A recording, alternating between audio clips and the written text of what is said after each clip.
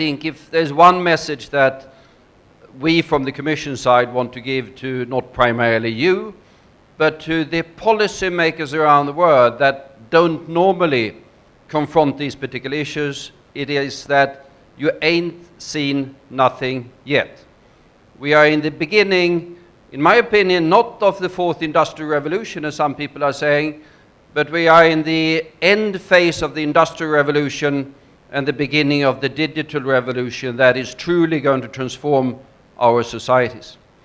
Just a couple of small facts.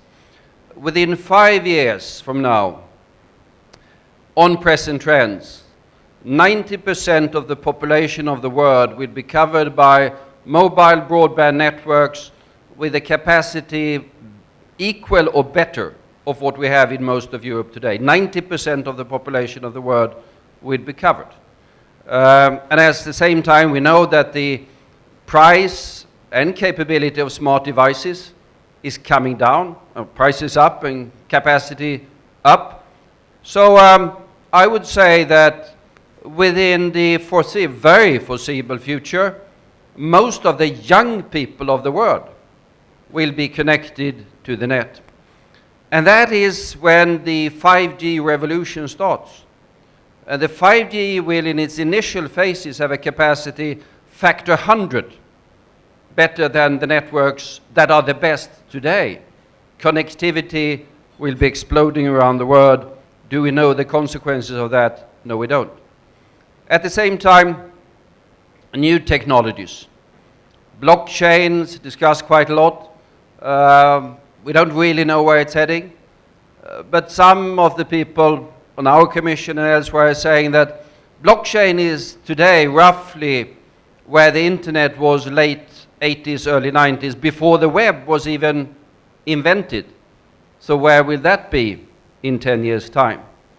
I saw yesterday that most of the giants of the US tech industry came together in a new, very big consortium on artificial intelligence. Where is that going to take us in 5 years' time? And we already see now the effects on the global economy. One of the big pieces of news the last few weeks, for those who follow global economy, has been that trade in goods, merchandise trade, is now for the first time below the global growth figures. It used to be, prior to 2008, 2009, trade growth was double the global growth. Now it's below. And we see some of the container shipping lines, the Korean one notably, being in deep financial difficulties. So the global trade merchandise volumes are not growing as they did.